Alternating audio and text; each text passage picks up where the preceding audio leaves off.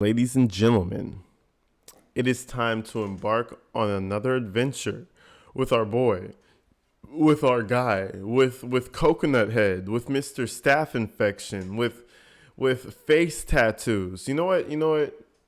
There's no better way to introduce this man other than playing his hit records that went crazy in the clubs. For all the years he was in prison, they were yelling out his name, Rambo Rhodes.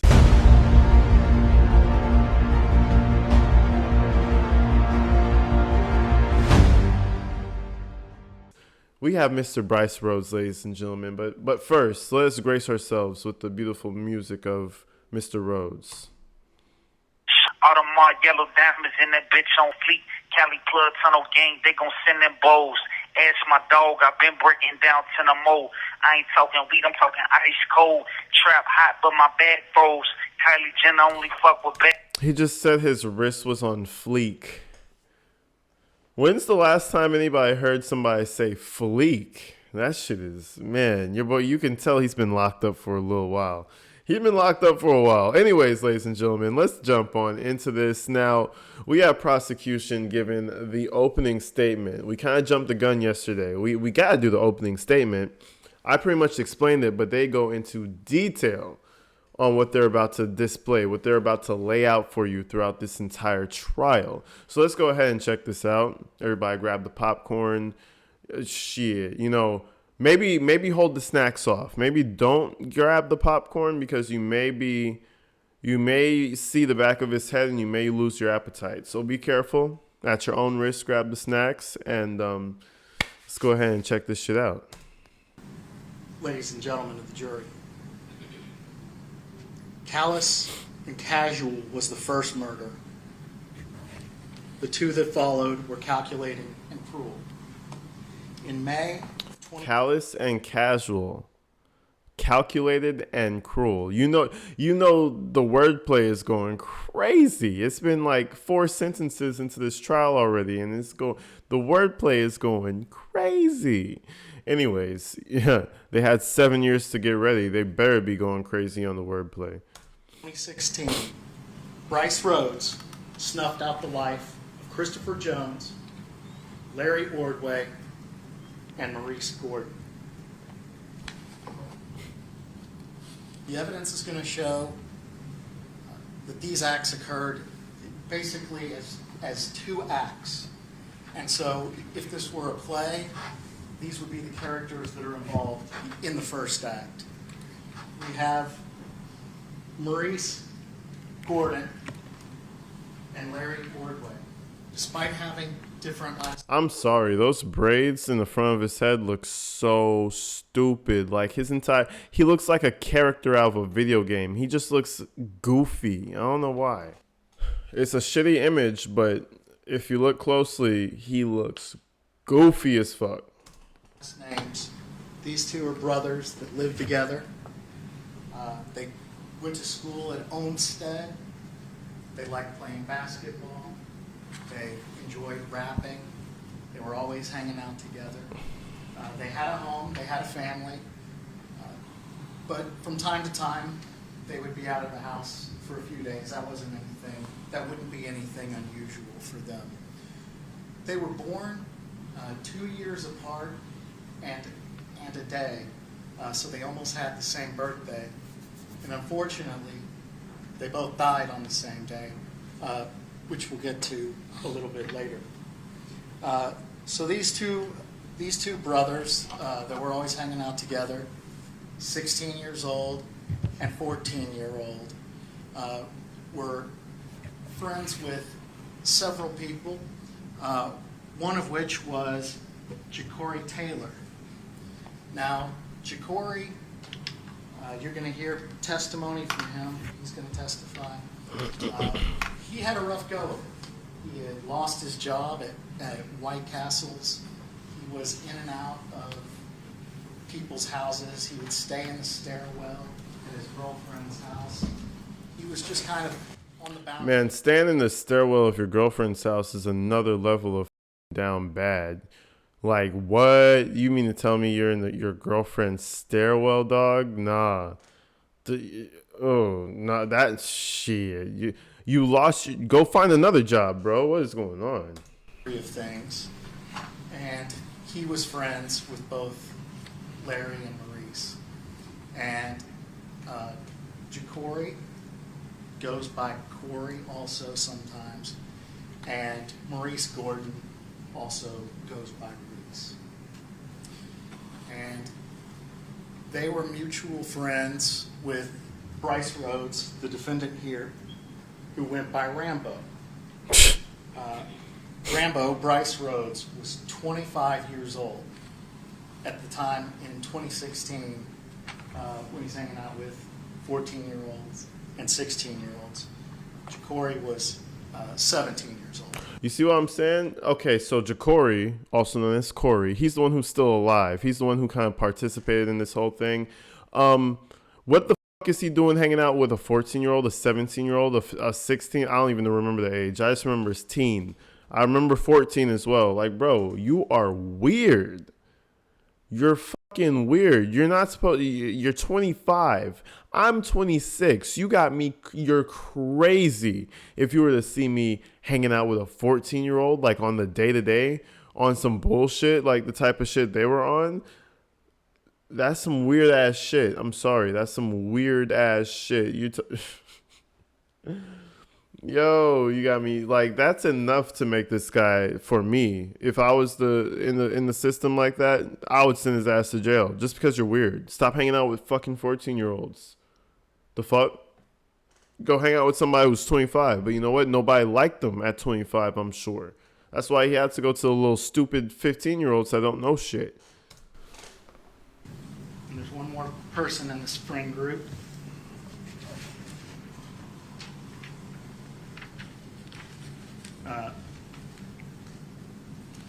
Antoine Carter, right here, and he goes by Buddha, and he was just a friend of theirs that would hang out. So, as they were hanging out, an idea came about. This is a picture of Larry and Maurice, Mr. Rhodes, the defendant. It's a picture of Antoine and a picture of Jacory. Now I'm going to leave this up here just as a reference for you all, so when the names start going, you can look back. Look at that head, bro. What happened? He was 25 when he got arrested. Full head of hair. You know, full head of hair. Looking weird. Definitely a weirdo. Like, yo, just, he looks like a freak. And then all of a sudden his fucking hair just started falling out of his head or something. Like, what the fuck happened? Just as a reference for you all, so when the names start going, you can look back. Look at this shit. Look at that shit with a whole bandage on the back of his head. That is insane. I'm curious to know what's underneath that bandage. Holy shit. So, wow. with Brice Rhodes, we came upon an idea. And the idea was basically there was a hit out, and they were going to kill that person and collect on it. And Brice Rhodes was aware of this hit and knew who would pay on it and knew who the target was. So, on May the 4th, I love when they say the plan details. It gets very low and very difficult to hear, I swear to God. But keep in mind, people, after this video, the audio is going to get better. I've already kind of checked out some other snippets, and the audio is a lot better. But anyways, they were saying the plan was to go find somebody to go, you know, pew pew. And he knew the person who would pay for it, you know. That was the whole plan. Like, see? Hanging out with a 14-year-old, 17-year-old to do that, bro? Like, yeah. He is a weirdo, certified. 2016. Now keep in mind, All the events from this case happened in May of 2016. So when you see witnesses on the witness stand, they don't look at all the same as they looked back then. And also people's memories are a little bit different because this happened a while ago. So the idea was this. They all hopped in a car on May the 4th, and Maurice was driving the car. It was a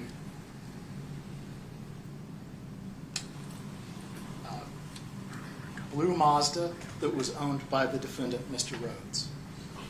The front passenger seat was Larry. Brice Rhodes was in the back behind the driver's seat. And Corey Taylor was on the right behind the passenger seat. Trailing in a different vehicle was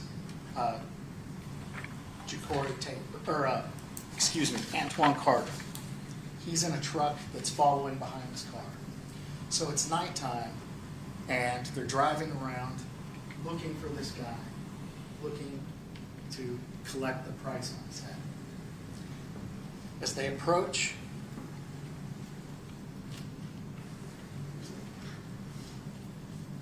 picture of Antoine, who was the follow driver, who was 17 at the time. As they approach 41st Street, there's video of the car driving by, then video of the truck.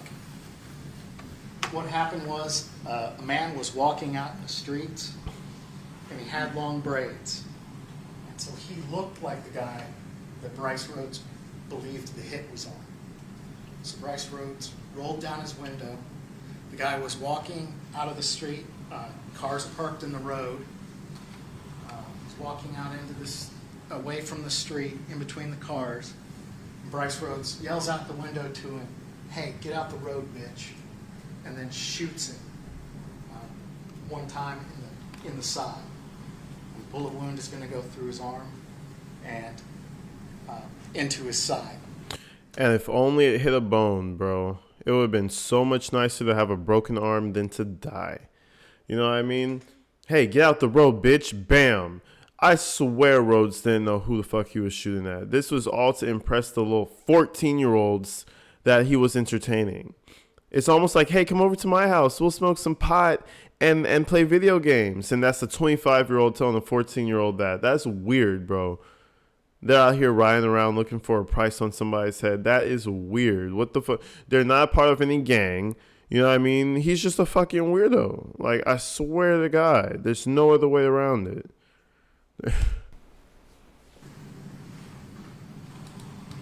Police are going to be alerted that there was a shooting and respond to the scene.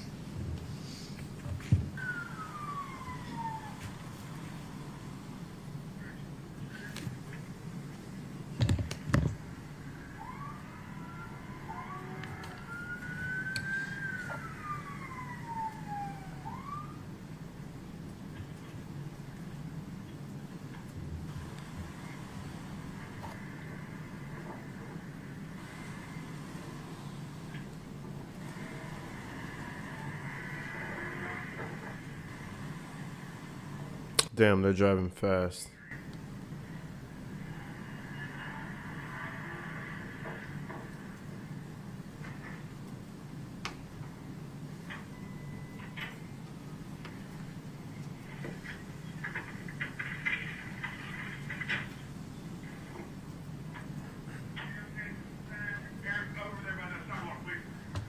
Oh, shit.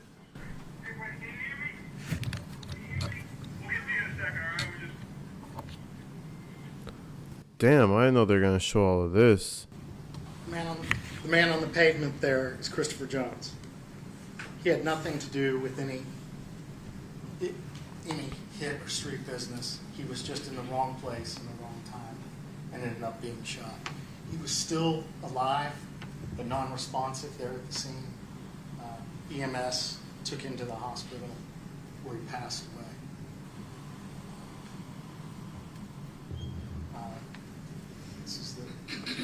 intersection of the nearest street the police reported to. There's another picture of Mr. Jones. And this is a picture from the body cam of approximately where his body was in the road as the car drove by. You can see this is the clothes he was wearing, and some of the items that were on his person. And that's what he was reduced to after he was shot by Mr. Rhodes. You can see a single bullet wound in his arm, and then the entrance of the bullet wound that turned out to be fatal into his chest. That's the end of what, if this were a play, if this wasn't so serious, we'd call the first act. So bro dies. Now I need to know, what I'm curious about is they go around, get to work, shoot them, whatever.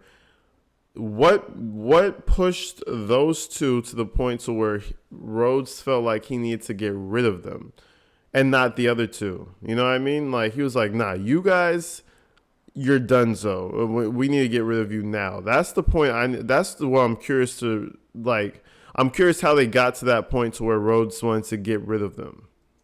They must have been saying they're going to tell on him. Something. A couple different ways it happened. But essentially, Brice Rhodes became aware by overhearing a phone conversation with Jacory talking to Maurice that they were talking about the murder that had happened, that their family knew about it. And as soon as Mr. Rhodes knew that the boys were talking, even just to their family, he knew that they had to do something about these boys to keep them from talking, to cover up. Oh, see, I didn't know they were talking to their family about this. Why would you still be hanging out with him? Obviously, he's not going to be happy about this if he finds out. If you're talking to your family about this, why the fuck are you still going to be hanging out with him at the same time? Like, I don't understand that. So, this is a black Dodge Charger that Mr. Rhodes had access to and often drove. And you're going to hear testimony that on the 22nd of May, just a couple of weeks later, this black Charger picked the boys, Larry and Maurice, up at their house. And that was the last time that anybody from that apartment was going to see them alive again. So, Maurice and Larry are obviously going to be the victims in this second act. And it's going to be carried out by a defendant named Tyrion Coleman, by Antoine Carter, who was involved earlier, and by Corey Taylor, and by Mr. Rhodes himself. So I'm going to leave that up there for your reference. So this is Brice Rhodes' apartment that he lived at with his mom. He had the boys over there. It was four of them, well, the six of them, four individuals listed there, Maurice, Larry, and another individual. And as the night got on, boys started wrestling around, and there was a little bit of a skirmish that broke out with Maurice. And so Brice Rhodes said it was time to discipline Maurice. Maurice had pulled out a knife on somebody, and so Brice hit him upside the head pretty hard. Then said, "It's time for you to be disciplined." So he went up to Maurice, put a toboggan on his head, and pulled it down over his eyes so he couldn't see. He tied his arms behind his back so that he couldn't move. And he made him beg for forgiveness and plead for his life, which he did. See, I don't see how. Nah, man. I don't see how you expect me to be getting into that charger after I'm already telling my parents and my family members about what's going on. I'm sorry, I can't hang out. I'm sorry, I got homework. Like, nah, I'm not hanging out. No, fuck you, leave me alone. Something, man. Tie them up, put some over his head, has him on his knees begging. I mean, shit. First of all, that's a little suspect of him to be doing all that to somebody just to get a sorry out of them. But damn, bro, it's unfortunate. Begging everyone in that room to spare him and apologizing and saying he was sorry. So, Larry, his brother, was taken and held in a different room. And from Larry's room, you could hear his brother pleading for his life, and you could hear what happened to his brother. And what happened to his brother is that he was punched a few times by Mr. Taylor. And then Brice Rhodes took a knife and began stabbing him over and over and over again. In the chest, in the midsection, and in the genitals. What? He was screaming and crying out for help, and his brother was helpless a room away to do anything about it. When they were finally done, they rolled Brice over, and then they brought Larry into the room.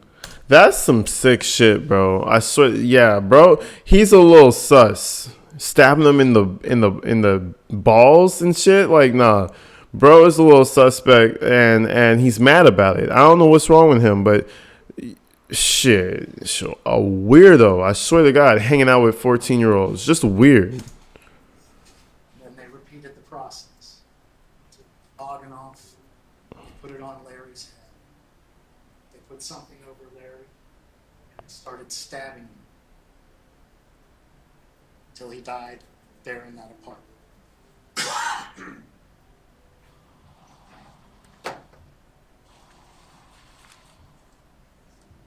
Bryce's mom and sister, who shared that apartment with him, were out of town that weekend.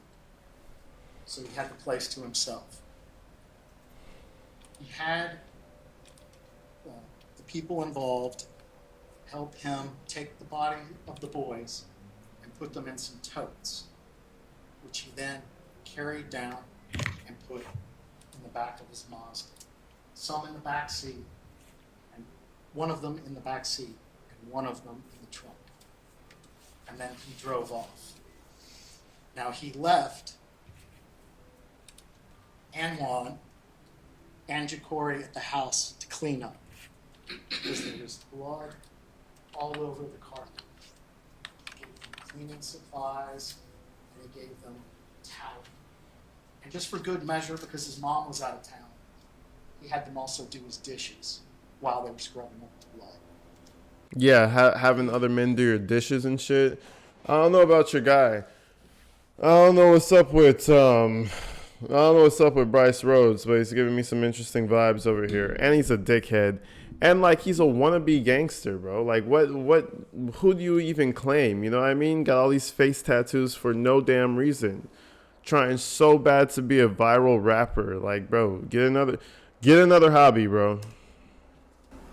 And other individuals went and dropped the body of the boys off. But yeah, anyways, people, that was pretty much just a little breakdown, a little intro to kind of like what happened. They started talking to the family members, and I think that's what really screwed them over.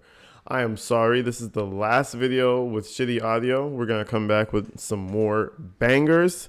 I hope you guys have a beautiful night, man. I'm going to go ahead and get these videos ready for y'all. And until the next one, people, I love you guys. I'm going to see you in the next one. Peace.